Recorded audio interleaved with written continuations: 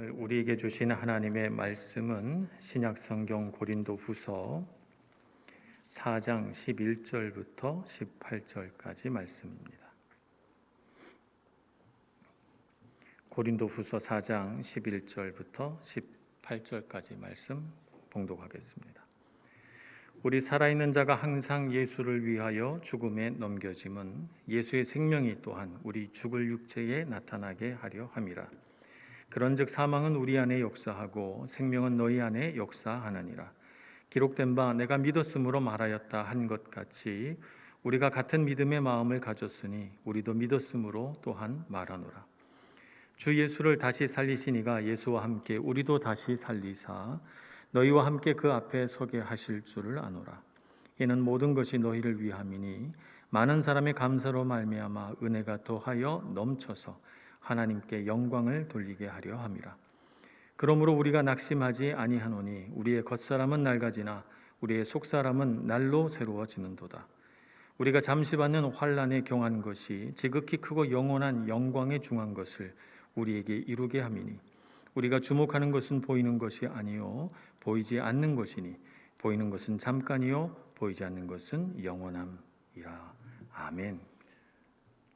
우리 인생은 질그릇같이 연약하고 보잘것없다, 이렇게 성경은 말하고 있습니다. 질그릇 같으니까 질그릇 이상도 아니고 이하도 아니고 질그릇이라는 것이죠. 그래서 우리가 아무리 젊었을 때 힘이 세고 또 똑똑하고 능력이 있어도 우리가 우리 인생의 연약함을 거부할 수가 없습니다. 우리는 나이가 들고 때로는 질병에 때로는 사고에 우리 연약함을 절실하게 느낄 수밖에 없습니다. 또 우리가 아무리 강건하다고 한들 우리 미래에 있을 죽음을 우리가 거부할 수 있습니까? 우리는 아무리 능력과 힘을 자랑해도 결국에는 죽음 앞에 서게 됩니다. 그러니 우리 인생은 질그릇 같은 인생이다. 참 연약하고 보잘것없구나, 이런 생각을 하게 됩니다. 그러니 우리 인생을 좀 멋있게 보이려고 아무리 빛나게 닦아본들 질그릇이 다른 그릇 되겠습니까? 질그릇은 질그릇에 불과한 것이죠. 더 가치로운 존재가 되지는 않습니다. 그런데 가만 생각해 보면 그릇이라고 하는 것은 감상하려고 그릇을 만들지는 않잖아요. 그릇은 용도가 있습니다. 어떤 용도로 만듭니까? 무언가를 담으려고 만드는 것이죠. 그러니까 우리가 그릇을 쓸 때 이 그릇을 쓰면 참 음식 담기가 좋구나, 그럴 때 그 그릇이 잘 사용되고 그 그릇이 귀하다, 이렇게 보는 것이죠. 그러니까 그릇이 가치로워질 때가 언제냐면 그 안에 담긴 것이 무엇이냐에 따라서 그릇의 가치가 좀 달라지는 것 같아요. 역할이 달라지게 되고 그릇의 용도가 달라지고 가치가 달라집니다. 예를 들자면 이런 것이죠. 뚝배기 같이 그냥 막 빚은 그릇이라도 뚝배기를 막 빚지는 않습니다만 예쁘지는 않죠. 거기에 맛있는 된장찌개가 끓여져 있거나 그렇다 그러면 여러분이 먹으면서 뚝배기에 먹으니까 진짜 맛있다, 이렇게 말할 것입니다. 아무리 아름답게 그림을 그려놓고 그 위에 유약을 덮어서 반짝반짝 빛나는 그런 그릇을 만들었어도 그 안에 음식이 부패해 있다면, 썩은 음식이 그 안에 있다면 여러분이 그 음식을 버리고 나서 여러분 그 그릇을 닦고 나서도 다음번에 그 그릇을 쓰려고 하면 좀 마음이 선뜻 가지 않을 것입니다. 그릇은 아무 죄가 없어요. 그 안에 뭐가 담겨져 있기 때문에, 썩은 음식이 담겨져 있었기 때문에 우리는 좀 마음이 꺼림직한 것이죠. 그러니까 그릇은 무엇으로 만들어졌냐보다 무엇을 담고 있느냐가 더 중요합니다. 우리 인생도 그렇습니다. 우리 인생 서로 비교해 보면서 누가 잘나느냐 해봐야 다 질그릇이에요. 질그릇 이상도 아니고 이하도 아닙니다. 우리는 다 똑같은 인생이고 똑같이 우리에게 주어진 시간을 살다가 하나님 앞에 가는 존재이죠. 근데 우리 인생을 보배롭고 가치롭게 하는 것은 우리 안에 무엇을 담고 있느냐라고 하는 것에 따라서 달라집니다. 그 인생에 담겨진 보배로운 예수 그리스도의 십자가 은혜, 그것이 우리 인생을 정말 가치롭게 하는 것이죠. 전도서 7장 2절은 이렇게 말씀합니다. 초상집에 가는 것이 잔치집에 가는 것보다 나으니 모든 사람의 끝이 이와 같이 됨이라. 산 자는 이것을 그의 마음에 둘지어다. 지혜로운 사람은요, 잔치집에 가는 것보다 초상집에 가는 것을 더 우선시한다는 것이죠. 그렇게 하는 이유는 우리 인생은 죽음 앞에 서 있다라고 하는 사실을 깨달아서 잔치집의 그 들뜬 분위기와 그 분위기에 취해서 인생의 헛된 것을 추구하지 말라는 것이죠. 인생의 즐거움은 잠깐이고 우리는 언젠가 죽음 앞에 서게 되는데, 죽음 앞에 서면 우리 인생에서 무엇을 추구해야 할지 바르게 알게 된다는 거예요. 우리 인생의 진실을 직면하게 된다는 것이죠. 그렇게 생각해 보니까 어떤 사람의 인생의 진면목은 장례식장에서 드러나는 것 같아요. 어떤 사람이 돌아가셔서 장례식장에 갔는데 우린 그 장례식장에 가서 그 사람을 이렇게 생각해 보면서, 와, 그 사람 젊었을 때 정말 잘생겼는데, 정말 미인이었는데, 뭐 이런 생각합니까? 와, 정말 돈 많이 벌었는데, 야, 그 사람이 타이틀을 몇 개 갖고 있었냐, 명예가 얼마나 높으냐, 어떤 자리에 올랐느냐, 그런 거 생각합니까? 고인을 앞에 놓고 우리가 주로 생각하는 것은 어떤 거냐면, 이분은 어떻게 살았을까? 인생에서 어떤 가치를 추구했고 어떤 가치를 남겨놓고 가셨나? 이거 생각해 보잖아요. 그 사람이 얼마나 잘생겼는지, 멋있게 살았는지 무슨 소용이 있어요? 죽었는데. 그 죽음 앞에서 우리가 가진 것, 우리가 입고 있는 이 육체는 다 허무한 것이죠. 남는 것은 뭐가 남아요? 그 사람이 어떤 사람이었는가만 남습니다. 저는 제 인생의 끝에서 디모데후서 4장 7절 8절의 말씀을 제가 말하고 갔으면 좋겠다, 이런 생각을 합니다. 저뿐만 아니라 여러분들도 그랬으면 좋겠는데요. 사도 바울이 한 고백을 한번 들어보죠. 디모데후서 4장 7절 8절입니다. 나는 선한 싸움을 싸우고 나의 달려갈 길을 마치고 믿음을 지켰으니 이제 후로는 나를 위하여 의의 면류관이 예비되었으므로 주 곧 의로우신 재판장이 그날에 내게 주실 것이며 내게만 아니라 주의 나타나심을 사모하는 모든 자에게도니라. 아멘. 우리 모두는 죽음 앞에 섰을 때 이런 고백이 나오면 좋을 것 같아요. 내가 내 인생을 바라보니 나는 후회가 없구나. 내가 지금까지 선한 싸움을 싸우고 내 달려갈 길을 다 달려가고 내가 이때까지 믿음을 지키고 살았으니 나는 하나님께서 내게 주실 면류관 때문에 참 행복하다. 그런데 나에게만 주시지 않고 우리 믿음의 딸들, 아들들에게도 줄 것이니 내 기쁨이 충만하구나. 이렇게 유언하면 얼마나 좋겠습니까, 여러분? 그러면 그분의 죽음 앞에서 우리 마음이 참 숙연해지고, 인생을 이렇게 살아야 되겠구나, 이런 마음을 갖겠죠. 여러분, 인생을 다 살고 난 뒤에 뭐가 남아야 좋겠습니까? 예수 그리스도를 향한 우리의 믿음, 우리의 사랑, 이것이 남아서 돈보다 더 귀한 보배로운 신앙과 믿음을 자손들에게 남겨줄 수 있는 여러분들 되시길 축복합니다. 우리의 겉사람은 낡아집니다. 그릇을 쓰면 쓸수록 흠집이 나고 깨어지듯이 우리 인생도 나이를 먹어갈수록 우리 겉사람, 우리 육신은 낡아집니다. 그런데 오늘 말씀을 보니까 우리의 속사람은 다르다고 하네요. 고린도후서 4장 16절입니다. 그러므로 우리가 낙심하지 아니하노니 우리의 겉사람은 낡아지나 우리의 속사람은 날로 새로워지는도다. 그러니까 우리 육신은 늙어가는데 우리 마음속에 있는 무언가, 우리의 속사람, 우리 속사람에서 역사하시는 분, 말하자면 예수 그리스도의 영은 우리 안에서 계속 생명을 공급해서 우리 육신에서 생명은 점점 빠져나가는데 우리 속사람은 점점 생명이 충만해져서 우리 육신과는 달리 자꾸 젊어진다는 것이죠. 생명이 충만해져서 날로 새로워지는 것입니다. 얼마나 행복한 인생입니까? 여러분 다 이런 인생을 사시기를 바랍니다. 우리를 날마다 새롭게 해주시는 분, 바로 예수 그리스도의 영이신 성령 하나님이십니다. 우리가 그분을 모시고 살면 참 우리가 젊고 새롭게 인생을 살 수가 있습니다. 로마서 8장 5절 6절은 이렇게 말씀합니다.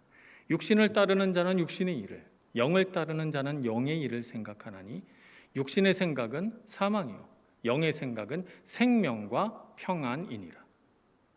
그러니까 우리가 육신을 의지하고 자꾸 살아가면 우리는 육신적인 생각을 자꾸 하게 되고 육신적인 생각을 자꾸 하다가 결국 이르게 되는 종착역은 사망이라는 말이고, 우리 안에 계신 영이 우리 안에 주신 생각을 따라서 영의 생각을 따라가는 사람은 그 마지막에는 생명과 평안을 누리게 된다 이 말입니다.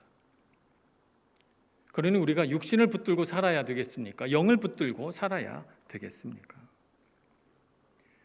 질그릇 같은 우리 인생에 보배를 주셨다라고 할 때 그 보배란 무엇인가 하면 바로 우리 인생에, 이 질그릇 같은 인생에 주신 예수 그리스도의 십자가 은혜요, 또 그분의 영이 우리 안에 계셔서 새로운 일을 일으켜내시는 그 놀라운 생명력을 일컫는 것입니다.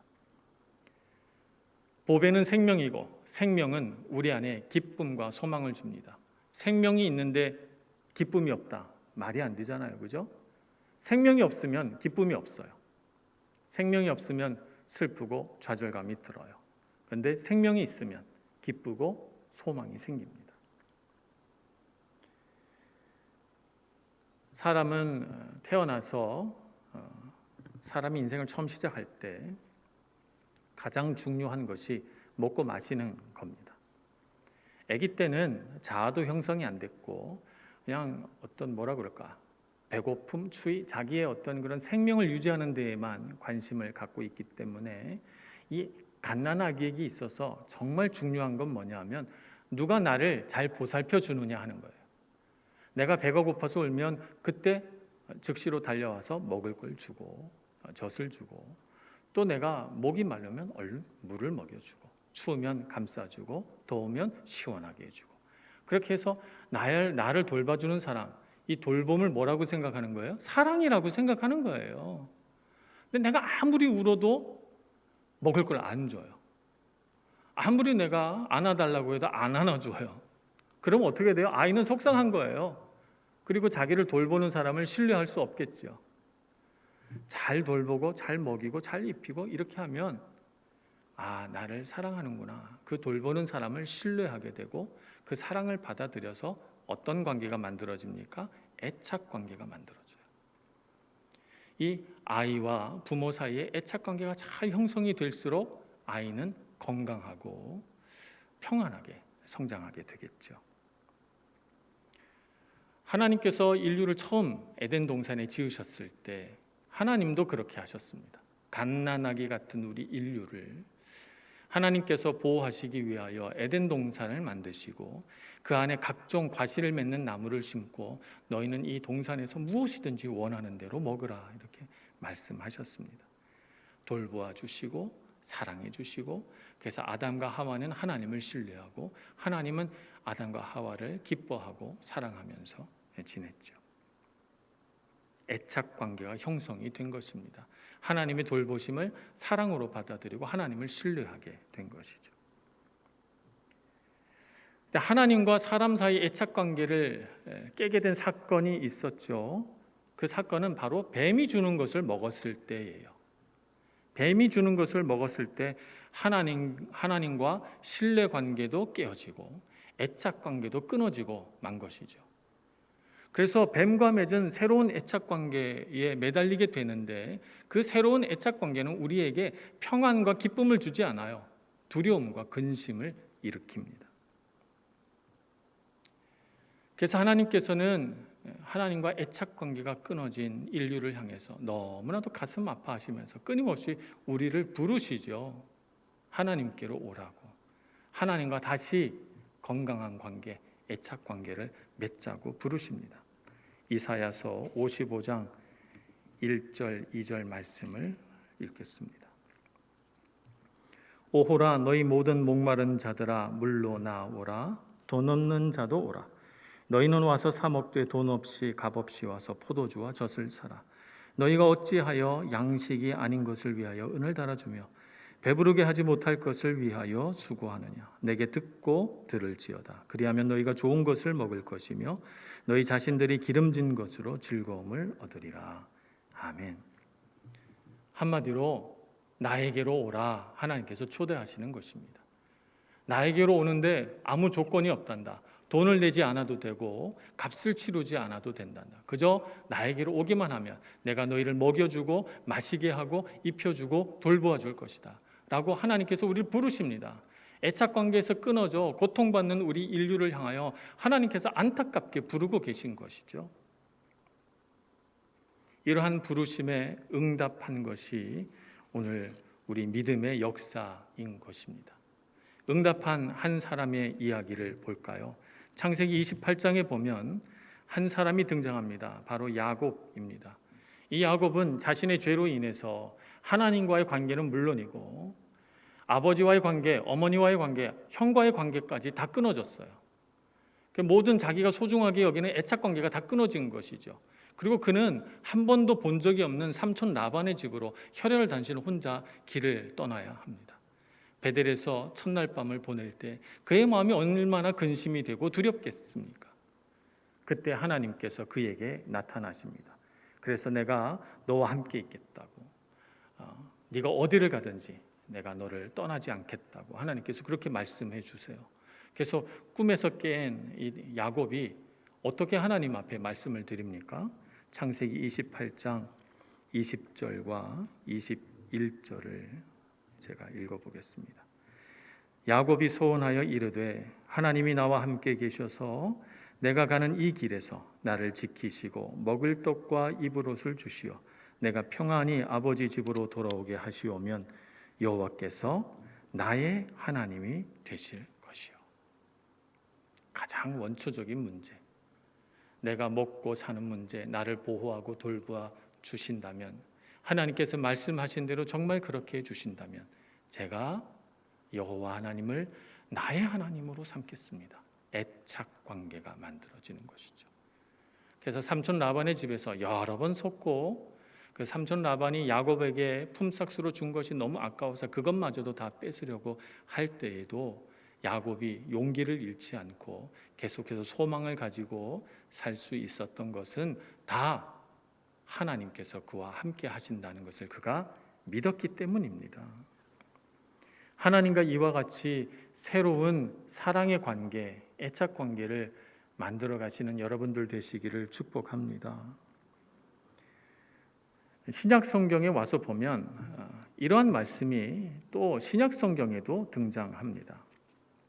마태복음 6장에 보면 하나님과 사랑의 관계를 맺지 못하고 근심 걱정 가운데 살아가는 우리 인류를 향하여 예수님은 이렇게 말씀하십니다. 마태복음 6장 31절 32절 말씀입니다. 그러므로 염려하여 이르기를 무엇을 먹을까 무엇을 마실까 무엇을 입을까 하지 말라. 이는 다 이방인들이 구하는 것이라. 너희 하늘 아버지께서 이 모든 것이 너희에게 있어야 할 줄을 아시느니라. 이방인들이 구하는 것라고 하는 이 표현은 하나님을 믿지 않는 사람들이 하는 생각이라는 거예요. 적어도 하나님을 믿고 하나님과 애착 관계가 형성된 하나님의 백성이라면 무엇을 먹을까, 무엇을 마실까, 무엇을 입을까를 고민하지 않아도 된다는 말이죠. 왜냐하면 하나님이 다 아시니까. 참된 공급자 되신 주님께서 먹여주시고 입혀주시고 돌보아 주실 것을 믿기 때문에 이런 염려, 근심, 걱정하지 않아도 된다는 것입니다. 그래서 예수님께서 우리를 부르십니다. 요한복음 7장으로 가보겠습니다. 장막절 마지막 날 예수님께서 백성들을 향하여 이사야 55장의 말씀을 조금 변형시키셔서 이렇게 말씀하십니다. 요한복음 7장 37절 38절. 명절 끝날 곧 큰 날에 예수께서 서서 외쳐 이르시되 누구든지 목마르거든 내게로 와서 마시라. 나를 믿는 자는 성경의 이름과 같이 그 배에서 생수의 강이 흘러나오리라. 아멘. 예수님 안에 생명이 있고 예수님 안에서 우리가 하나님의 사랑과 은혜를 공급받아 그래서 우리가 이 세상을 잘 살 수 있게 된다는 말씀입니다. 우리가 이 사실을 알지 못하고 세상 속에서 얼마나 방황합니까? 나를 먹여주고 돌보아 줄 사람 누가 있겠나 이렇게 생각하고 내 힘으로 분투하느라고 얼마나 피곤한 인생을 살아왔습니까? 우리는 우리의 참된 아버지 되신 하나님께서 우리를 사랑하셔서 우리에게 좋은 것을 주시고 우리를 혼자 두지 않으시고 하나님의 은혜로 돌보시는 줄 믿어야 되겠습니다. 그래서 세상 사람들이 갖고 있는 염려와 근심, 걱정에서 벗어나 하나님과 깊은 사랑의 관계 안에서 살아갈 수 있기를 바라는 것입니다. 예수님은 그러한 하나님과의 애착 관계를 포도나무를 비유해서 우리에게 말씀하셨어요. 요한복음 15장에 보면 예수님께서 나는 참 포도나무여 너희는 가지니 이렇게 말씀합니다. 그래서 가지가 포도나무에서 떨어지면 죽는다 이렇게 말씀하시죠. 그 한 구절을 보겠습니다. 15장 4절 5절 말씀입니다. 내 안에 거하라 나도 너희 안에 거하리라. 가지가 포도나무에 붙어 있지 아니하면 스스로 열매를 맺을 수 없음 같이 너희도 내 안에 있지 아니하면 그러하리라. 나는 포도나무여 너희는 가지라. 그가 내 안에 내가 그 안에 거하면 사람이 열매를 많이 맺나니 나를 떠나서는 너희가 아무것도 할 수 없습니다. 생명이 주님께로부터 오는데 가지가 나는 독립적으로 살아보겠다, 나는 내 힘으로 살아보겠다 하고 포도나무에서 떨어지면 그 가지는 순식간에 말라버립니다. 가지가 생명력이 충만해서 잎이 푸르고 아주 달고 맛있는 열매를 맺으려면 포도나무이신 예수님께 접붙여져 있어야죠. 딱 붙어 있어야 됩니다. 그래서 예수님께서 내 안에 거하라 이렇게 말씀하시는 것이죠. 주님이 내 안에, 내가 주님 안에 있는 그 상태가 바로 포도나무이신 주님께 가지가 딱 붙어 있는 상태를 말하는 것입니다. 그분의 말씀이 우리 안에 있고 그분께서 우리 안에 계심을 알고 늘 그분과 교제하고 그분께 기도하고 그분이 말씀하시는 대로 순종하는 그런 삶을 살아갈 때 우리의 인생은 복되고 그런 인생을 많이 살수록 열매가 점점 많아져서 주렁주렁 가득한 열매로 하나님 앞에 영광 돌리게 되는 것입니다. 예수님께서는 실제 우리 삶에 먹을 것과 마실 것도 주셨죠. 그래서 예수님께서는 요한복음 4장에서 우물가 여인에게 나는 참된 음료라고 자신을 소개하고 오병이어의 기적이 일어난 그 베데스다 들녘에서는 막 그 5천 명이나 넘는 사람들을 먹이셨어요. 그런데 예수님의 이 기적의 역사를 본 사람들이 예수님 왕 삼으려고 막 몰려오니까 예수님이 피하여 도망가시죠. 그리고 제자들만 남았을 때 제자들을 향해서 이렇게 말씀하십니다. 요한복음 6장 35절 말씀입니다. 예수께서 이르시되 나는 생명의 떡이니 내게 오는 자는 결코 줄이지 아니할 터이요 나를 믿는 자는 영원히 목마르지 아니하리라. 예수님 자신이 떡이요 음료라고 우리에게 소개하고 있는 것입니다. 예수님께서 우리를 위하여 죽으시고 우리를 위하여 부활하셔서 우리 안에 일으켜내신 구원의 역사, 그것이 바로 우리 생명의 떡이요 생명의 음료다 이 말입니다. 이것을 먹고 마실 때 우리가 살아요. 근데 우리는 어떻게 살려고 합니까? 우리 삶의 문제, 내가 내 입으로 들어가서 배로 들어가는 그 삶의 문제만 가지고 산단 말입니다. 육으로만 살려고 하니까 문제가 아니겠습니까? 하나님께서 우리에게 베풀어 주신 구원의 생수가 우리에게 있기를 소망합니다. 오직 예수님만이 생명입니다. 그분에게 붙어 있어야 생명을 누릴 수 있고 열매를 맺을 수 있습니다. 예수님 안에 기쁨과 소망이 있다는 것을 알아야 되겠습니다. 자, 이렇게 하나님과 애착 관계가 잘 형성된 이런 사람이 고난이 왔다고 해서 그 애착 관계가 깨지겠습니까? 하나님과 맺은 이 사랑의 관계가 고난이 오니까 하나님 나 사랑하시지 않나 봐 이렇게 생각하고 그 고난의 자리에서 하나님 버리게 되겠습니까? 아니겠죠. 애착 관계가 잘 형성된 사람일수록 더 주님을 붙듭니다. 왜냐하면 지금 나의 곤궁하고 어려운 형편을 알고 나를 도와주실 분이 주님밖에 없기 때문이죠. 그래서 시편 116편 10절에서는 이렇게 다윗이 고백합니다. 내가 크게 고통을 당하였다고 말할 때에도 나는 믿었도다. 나는 믿었도다. 하나님께서 나를 돌보시고 인도하실 줄 믿었다는 것입니다. 사도 바울도 박해와 고난의 현장에서 주님께서 함께 하시는 것을 누리고 그 힘으로 그 온갖 고난들을 이겨냈던 것이죠. 그래서 사도 바울은 오늘 고린도 후서 4장 17절에서 이렇게 말합니다. 우리가 잠시 받는 환난에 경하는 것이 지극히 크고 영원한 영광에 중한 것을 우리에게 이루게 함이니 이렇게 말합니다. 그래서 고난을 받아보니까 고난 속에서 하나님 나라의 그 영광스러운 것들이 자기의 삶에 나타나더라는 말입니다. 그러니까 복음을 전하려고 했을 때 내가 이렇게 고통받고 괴로우니 복음이 전해지겠나 이렇게 생각을 했는데 고난을 많이 받은 도시일수록 더 복음이 크게 퍼져나가고 놀랍게 하나님의 역사가 드러나더라는 것입니다. 그래서 내가 고난을 받았는데 고난을 받아서 이렇게 핍박과 고난 속에 있으면 복음이 전파가 안 돼야 되는데 더 놀랍게 더 능력 있게 복음이 전파되는 것을 보면서 주님이 나와 함께 하시고 고난과 어려움도 주님께서 내게 주시는 생명과 영광을 조금도 작게 만들 수가 없구나, 쇠하게 만들 수가 없구나 하는 것을 알게 됩니다. 무시아에서 사도 바울이 꿈을 꿉니다. 환상 중에 마케도니아 두 사람이 손짓하여 부르는 것을 그가 보고 주님께서 우리로 유럽 땅으로 건너가라고 하시는구나 이렇게 깨닫고 아시아 땅을 벗어나서 유럽 땅으로 건너가게 됩니다. 보스포루스 해협을 건너서 도착한 곳이 바로 그리스 북부 지역 마케도니아 지역인데요. 이 지역에 그가 복음을 전한 첫 번째 도시가 빌립보예요.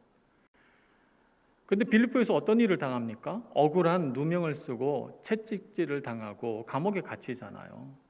하나님과 애착 관계가 형성이 안 된 사람이라면 주님께서 오라고 저희들을 부르셨고 또 우리가 주님의 명령대로 이렇게 열심히 복음을 전했는데 왜 우리가 채찍질 당하고 감옥에 갇혀야 됩니까? 하나님 너무한 거 아닙니까? 라고 원망하고 불평할 거예요. 그래서 하나님을 내가 신뢰해야 할까 말까 이렇게 생각할 겁니다. 애착 관계가 형성이 안 됐으니까요. 근데 하나님과 사랑의 관계가 형성이 되고 예수 그리스도의 생명이 충만한 사도 바울은 어떻게 합니까? 고난 속에서 감옥에 갇힌 상태에서 찬송합니다. 기도합니다.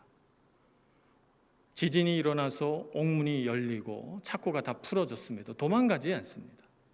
그는 이렇게 생각합니다. 고난을 주신 이유가 있겠지. 바로 그 순간 간수가 칼을 빼서 죄수들이 다 도망간 줄 알고 자결을 하려고 할 때 그의 손을 붙들고 우리가 다 여기 있으니 안심하라고 위로합니다. 그때 바로 그 유명한 말, 주 예수를 믿으라 그리하면 너와 내 집이 구원을 받으리라 라고 하는 그 유명한 말씀을 하게 되죠. 그래서 그 간수와 그 간수의 가족들과 그 가문 가운데 모든 식솔들이 다 그날 세례를 받고 예수님을 영접하게 됩니다. 주님을 믿고 고난 속에서도 주님께서 함께 하심을 확신했기 때문에 고난의 현장에서 이 기적과 같은 일들이 일어나는 것입니다. 그래서 우리는 고난이 왔을 때 이렇게 생각해야 됩니다. 로마서 8장 18절에 말씀하신 것처럼 생각하건대 현재의 고난은 장차 우리에게 나타날 영광과 비교할 수 없도다. 고난에 경한 것이 하나님 나라 그 영광에 중한 것과 어찌 비교할 수 있겠는가라고 말하는 것입니다. 또 로마서 8장 35절에서는 이렇게 말씀합니다. 누가 우리를 그리스도의 사랑에서 끊으리요? 환난이나 공고나 박해나 기근이나 적신이나 위험이나 칼이랴. 그 어느 것도 우리를 그리스도의 사랑에서 끊을 수 없다고 말씀합니다. 참 인생을 살다 보니 뜻하지 않은 고난이 많이 있습니다. 고난이 오면 여러분 이렇게 생각하시길 바랍니다. 주님과 나 사이에 깊은 사랑의 관계를 알게 해주시려고 나에게 고난을 주셨나 보다. 이 고난 속에서 하나님의 특별한 영광이 드러나게 하시려고 이 고난을 주셨나 보다. 하나님의 사랑을 의심하지 마시고 고난 속에서 원망과 불평을 하지 마시고 오직 우리를 사랑하시는 그 크신 하나님의 사랑을 알고 그 사랑 안에 거하시는 여러분들 되시기를 바랍니다. 아버지 되신 하나님의 사랑 안에서 생명 되신 예수 그리스도와 동행하며 살아가시는 여러분들 되셔서 여러분의 삶 가운데 놀라운 하나님의 영광이 드러나기를 간절히 소원합니다. 기도하겠습니다. 자비하신 하나님, 질그릇같이 연약한 우리 인생에 복을 주시고 우리로 하여금 보배로운 예수 그리스도의 생명과 은혜를 마음에 담게 하시니 감사합니다. 우리가 살아가는 인생의 가장 중요한 것이 주님께서 주신 이 생명이요 보배인 것을 알고 세상의 헛된 것을 쫓아 방황하지 않게 해주시고 주님 안에서 중심 잡고 흔들림 없이 살아가는 저희들 되게 해 주옵소서. 예수님의 이름으로 기도합니다. 아멘.